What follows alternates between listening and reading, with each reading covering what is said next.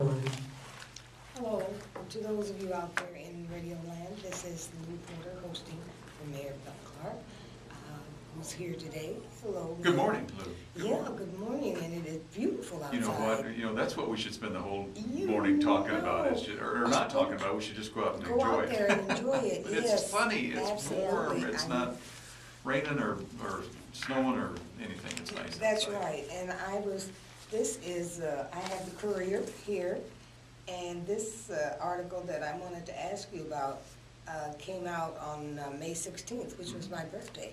Well, happy birthday. Past, it's all over now for another year, hopefully. Yeah. But, we do, hopefully. You know, the Waterloo pitches its vision of the future. And the money is going to come from where? Well, you can't just ask me that. I got to do a little bit of background. I got to do a little bit of background on that article. Yeah, I hear you. Okay, or people are going to say, huh? What's he talking about? That article that you're referring to, by the way, that's a good-looking fellow in that picture. Oh, that's me. And look at that, I tell you, and I saved it. I sure did. We were in Des Moines, Lou. That whole project is about the TechWorks project. You know, and that TechWorks project, we have talked about it before on this show, but it's been something that we've been talking about in the city for 4 years now, 4.5 years, and it's just like every dadgum other project it seems like we do, it just takes forever. Yeah. But the TechWorks project is part of the old John Deere campus on the Westfield site that started when John Deere reduced the size of their footprint, gave the city 2 of their old industrial buildings, and we have since given those to the TechWorks project. Okay.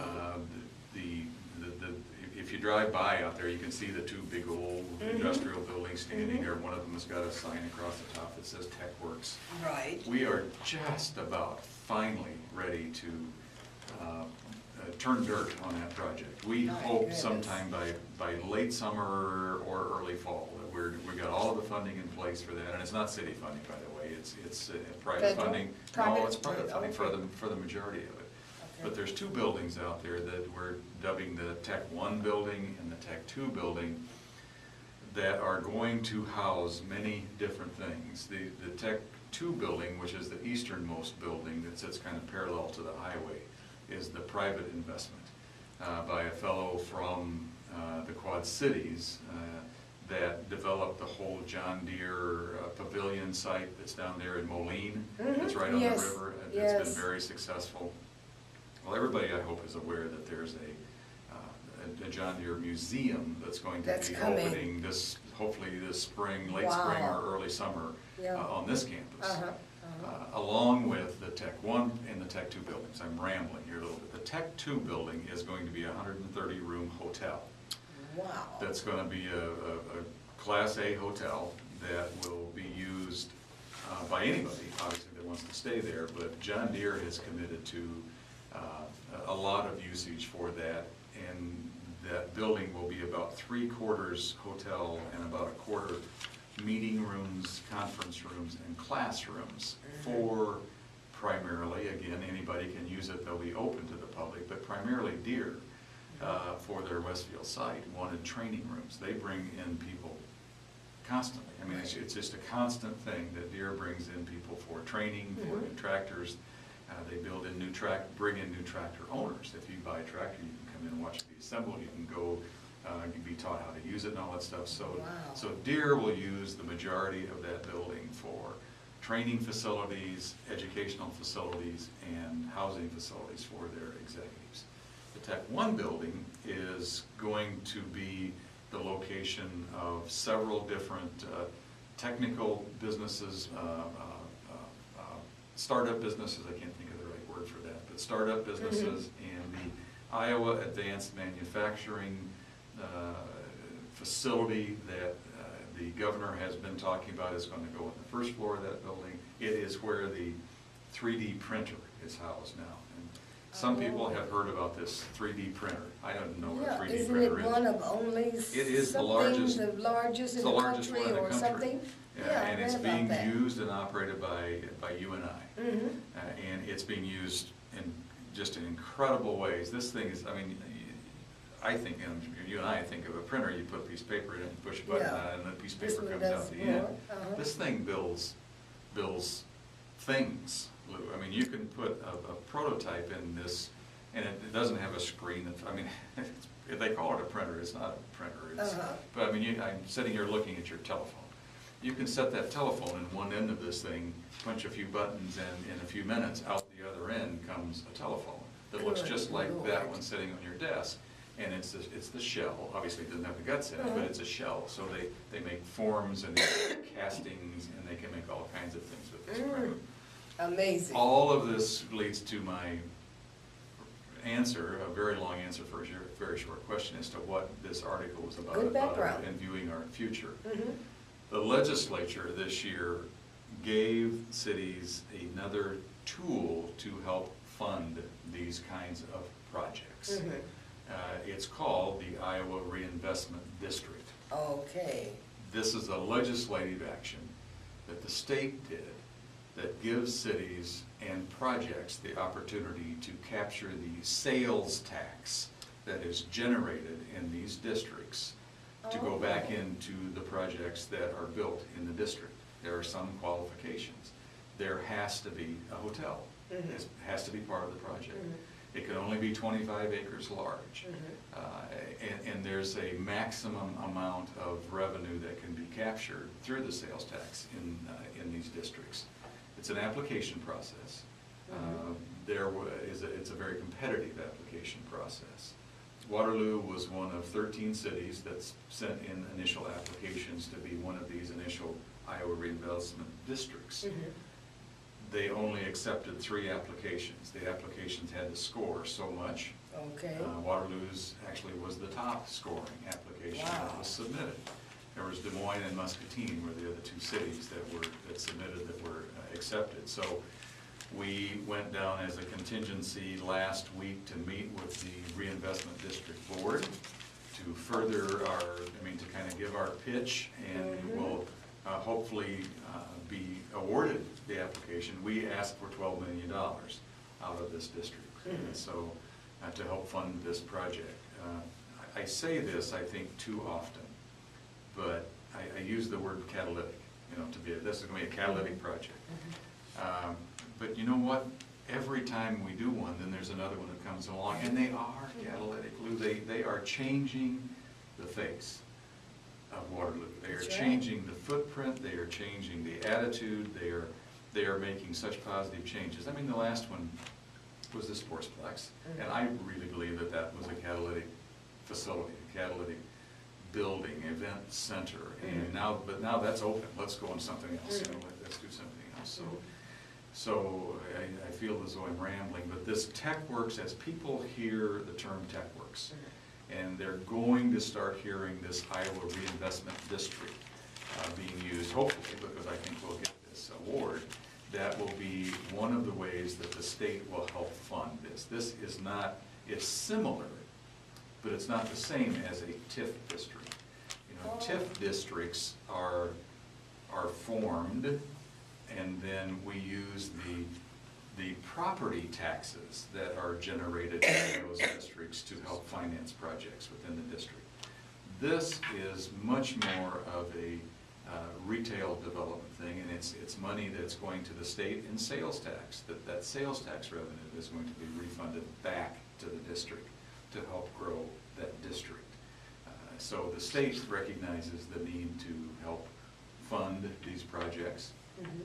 This thing, Lou, will just be one more piece of the growing Waterloo that will make people want to come to Waterloo. I mean, the tractor industry and the tractor business, and John Deere particularly, creates a lot of visits by people to Waterloo. Yes, absolutely. And all the different kinds of things that they have. Imagine when that museum opens. So when this museum opens, we are going to have people coming from literally around the world. Around the world. That's right. To come and see the John Deere. Where the John Deere tractor was born. Yeah. How Actually made the here. John Deere went to, I can't remember the name now, the tractor company, when they were trying to build this initial tractor, and it was born right here in Waterloo. John Deere was born right here. Right So here, this, right. the museum, this museum will be, the intent and the purpose for this museum is to tell the John Deere story as it relates to Waterloo, to the Waterloo boy, to the Johnny Popper, to the thousands and thousands of people who have individual stories about Yes. John Deere.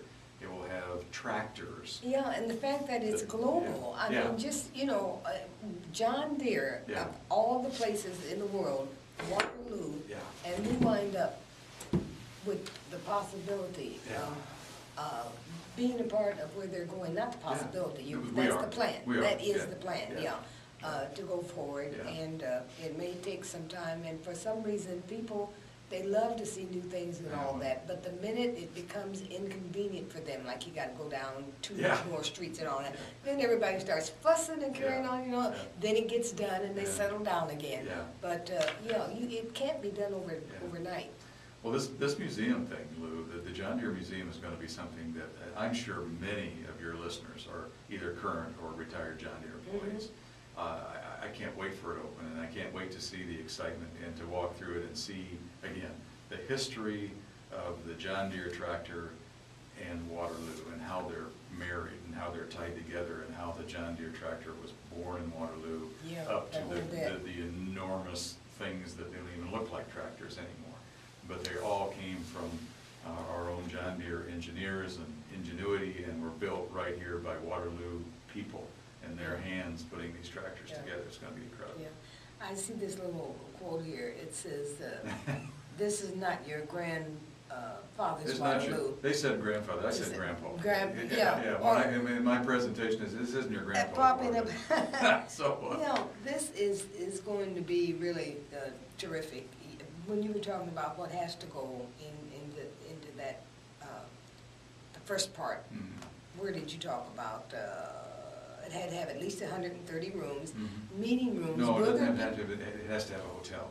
Well, Has This to have a hotel hotel. has will have 130 rooms, but Okay. in order to qualify for the Iowa Reinvestment District program, part of that program has to be a hotel. Okay, And I'm a glad I asked hotel that has to then. be included in it, yeah. Okay, so there will be a restaurant probably? There will be a in there, restaurant. or two, Mhm, or restaurant too, whatever, yeah. yeah. There's 3 phases, Lou, to this TechWorks Reinvestment District project. The first one is to get this project, the hotel and the meeting rooms and the conference rooms and what I call the Tech 1 and Tech 2 buildings, started and up and running. And then that campus down there has an enormous amount of space left in it. We're going to develop those outlots into other, both light industrial, retail, commercial properties. And then the third phase of that, which is a couple of years to come at least, is a marina on the river right there, so Yeah. that people who own boats in the city will have a place to put them in, to buy gas, to rent boats, to rent a kayak, to rent some life rafts or whatever. It's gonna be a small functional marina right there, which would be just west of the Manat site is the location that we have for it. So we got lots of plans, Lou, and it just, and It's when I really just refer great to to you, hear. you know, let me kind of, when I refer to you, it's not your grandpa's Waterloo anymore. You know, I think about the old days, you know, the old days. Yeah, I've been here the old since days. 1979, so Yeah. I've been here not nearly as long as a lot of folks have. But when I was here, when I first moved to Waterloo, you know, Rath was going, John Deere, the whole campus was going, employed thousands and thousands of people. Chamberlain was going, Meeting Casket was going, downtown still had a Walgreens down on 4th Street. And then things went to poop Yeah. in a handbasket. Yeah. You know, the farm crisis hit. Waterloo really had some tough times. But we relied so heavily back in what I would say in Grandpa's days to those blue-collar manufacturing Right. jobs. Right. And when those fell on hard times, Waterloo fell on hard times. So we are retooling ourselves to have a new look Right. and to grow with the times. And we have to survive. You know, the radio station has to do that. Every city, every community, every business has to do what they have to do to survive. So Right. we are looking forward to a future that celebrates our past. Yes. And embraces our past. And another thing we're fortunate about is how the mix in people Oh my God. have changed. Yeah. I mean, we are an international city. Yeah, now. more so than any other city in the state. More so than Either any, Des Moines and I or think any that's of gonna them. continue to I do grow. too. Yeah. I do too. So, that gives us some real opportunities to have, people of different races, Yeah. nationalities, colors, whatever, Mhm. you know. And, it's just wonderful to see all of that, and you see these people with their children who are now gonna grow up to be United States citizens, you know, Yes, they so, will. or be able to do whatever needs to be done Yeah. in order to become one. I said, you know what, in all the years that I've checked things out here and there, I have ever to run into a person with a card in the hand saying, send me home. Yeah, Yeah, you know, it just doesn't happen. Yeah. They want in, Yeah. not out. Yeah. And I And think it's for the most important that they part- be received. Absolutely. Look, for the Yeah. most part too, I mean, they are such a positive, and they being, you know, the Asians, the Bosnians, the Burmese, whoever ethnicity they happen to be, are such a positive attribute to the city, such a positive contribution. They assimilate themselves in, and whether they go to work at Tyson, or whether they go to work at a bank, or whether they go to work selling cars, doesn't make any difference. You know, they have all kinds of skills Right. that they bring to our Absolutely. city. And, you know, in my position, I get to interact with them Mhm. often. I get invited to things. Sure. And get to try their food, you know. Oh, boy, they have yeah, some good food. I love You foreign know, food. I some really people do. kind of wrinkle their nose, you know, if but they- anyway, I love Yeah, that if they stuff. would just taste, they might change their mind. Yeah. But anyway, there's something else that I wanted to ask you Yeah. about. This house that's in the paper, Mhm. and it says flip this house. Mhm. And then it talks about neighbors are going to buy this house or fix it up or whatever. It's a blighted house that's going to be done over. Mhm. But this is not the yellow house that you hate, is it? Oh, This no, picture? heavens, no, This is this not it? one's over. No, this is not. Okay. No, that yellow house is coming down. Oh. Yeah. Mayor, I it's pretty- gonna come down before the summer is over? I certainly hope so. But, yeah. Okay. And you're talking about the one just down here on the old. Yeah. The one with the tree The one growing that up you through the love so house. much. Yeah. No, but Enough what to that's see it come about, down. Lou, is, you This- know, we take a lot of houses, well, the city does, we take owners, they're abandoned, dilapidated properties. But we were approached about a year ago by somebody that says, you know, why are you just tearing all those things down? Why don't you try to sell them and rehab? That's an iffy project, prospect, because we don't want to just give them or sell them to someone else Mhm. and then have the same problem that we've always had with it. You know, there has to be a commitment. So we put a policy together to sell those dilapidated homes. The bidding starts, it's a bid process. People have to bid on it. There's a minimum of $5,000 that they have to bid to buy those properties. And then there's a long list of qualifications that people have to meet with some very stringent deadlines to be met before they're able to take those, because most of those properties are in pretty bad shape. And you really have to know what you're doing. You have to have the wherewithal to do it.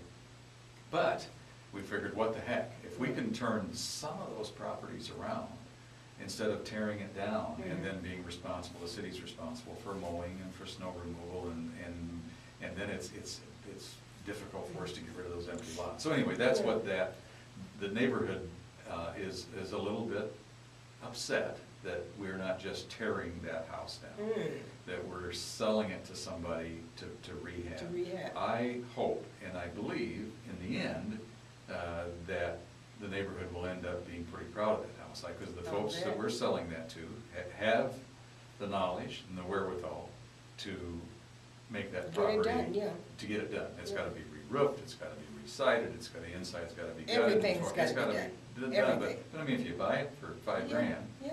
and you put 30 or 40 in it, then it becomes a $60,000, $70,000 That's house. Those people can flip it and make $10,000, $15,000 on it, which is the intent, which is what they should be able to do. I mean, they're doing it to make a profit on it, there's nothing wrong with that. But in the end, what the neighborhood gets is a house that's in good shape. Right, and individuals can Yeah. bid on this, and, Absolutely. okay, highest bidder Absolutely. gets the house. Highest bidder gets the Okay, house, and with after- the conditions Yeah, right. You Under gotta, certain you can't conditions. be just some guy that wants to make a hobby out of this. You gotta know what you're doing. Yeah. And be able to do it in a timely fashion. Yeah. Well, it's gonna be interesting to follow, to see how that all turns out. That'll be a great project to watch, You know, one way or and the other. in the neighborhood over there on Allen, I don't know what's on the other end, but they took quite a few houses down. I think that's private enterprise also. I think one man owns it one time, some of it. Some of it, yeah, some of it. Some Yeah. of it the city did, but some of it is, Yeah, it is private. but hasn't it made that area look better? Absolutely, absolutely. That, It you know, that's was that horrible. kind of what we call the near west side. And, Allen is second and Third Street as they go south from from Washington Street. Mhm. There's, I don't know, 8 or 10 blocks, 12 blocks deep there that really became blighted. That's kind of the Church Road neighborhood. Mhm. And Oh. that got very blighted Yeah, in there. very much so. And really was a hotbed of crime Mhm. and drug dealing and shootings. And, you know, I don't know if you're noticing, but I am, that as you watch the headlines in the news, Dubuque's having shootings, Cedar Rapids having shootings, Des Moines Yeah. having shootings. Yeah. Waterloo, not so much. Not so much, You know, yeah. we're not out of the there, but news not right so- now. yeah. Let me knock on something, but our police department is doing such a great job. Dan Trelka is doing such a great job. And I'm hopeful that this is a trend, Mhm. that folks have gotten the word that, you know, we're not taking this lightly, that we're taking it very seriously. I hope it's not just a blip. I hope it's a trend, and I hope it continues. Yeah, and I was asking Chief Trelka about the layoffs and so forth, and how, you know, that's gonna all work out, but will it be a combination of attrition, of? Yeah, Lou, we will not lay anybody off. We will not lay anybody off in police or fire, but we have enough people retiring that we are going to reduce our staff. Okay. And we will reduce it this year, Mhm. 3 in the police department, 3 in the fire department. And we are so skinny in both of those departments that you cannot reduce staff by that many people at this point in our time without it reducing, or without it having an effect on services. So there will be services that will be affected by this reduction in manpower. Well, get ready for the complaints, so I guess that goes along with it, you know, why. Well, you know, it was a council Maybe. decision to do that. It wasn't my decision. I Yeah. don't know if you remember back into the budget, you Yeah. know, my budget that I proposed did not include any reduction in manpower. Yeah. Because I knew it would reduce services, and I wasn't willing to sacrifice what I thought was a very small tax difference, because I knew it would reduce services, and it already has created kind of there's some concern in the neighborhoods that are being affected by these reduction in services, but it was inevitable, it was gonna happen, so we'll see. We'll see inevitably what happens. Overall, here we are into the, what is it, May? It is Almost May June. 21st. Ready to go, yeah. But at this time in your career, I know you came in with a lot of things that you wanted to have I did, happen. yeah. And it's been up and down. Yeah. But yeah. more up than There's down. more ups and downs, More so ups and downs, so there's you're more always ups. gonna have downs with Yeah. you, so you Yeah. get to judge by, Yeah. you know, what the ups Mhm. can do about that, and there's a lot of that going on, just as you spoke of today. Mhm. There is, and, Yeah. you know, I certainly can't and won't take credit for all of it, but, you know, really, John Rove, you know, 10, Yeah. 12 years ago, kind of committed himself to the downtown, to the riverfront, and so forth, and did a good job at getting this ball starting to roll downhill. Right. And did a good job with that. And then Tim Hurley was mayor for 6 years, Mhm. did a good job also along the line. And one of my goals was to make sure that we didn't derail that train, Mhm. that we kept moving in the right direction, and I think we've done that in spades. 2 of my primary goals was to try to have a positive effect on what was perceived as a negative image for Waterloo. I think we're moving in that I direction. think we're finally digging ourselves Yeah. out of I do. the hole that we built. I really, we did. Yeah, And the other we thing did I that. focused on was housing. Yeah. You know, and we were just getting our heinies kicked by our neighboring city in our housing starts. Mhm. Our housing starts are picking up they're not anywhere near where I want them to be, but they're the projects that we know about that are on the table versus what has happened recently, and what I know about that I can't talk about in relationship to housing. Mhm. We're gonna be back on the map as far as new houses, which is a real positive. That increases the tax base, it makes everybody excited. If we could just get rid of that handful of folks that just have nothing but bad things to say,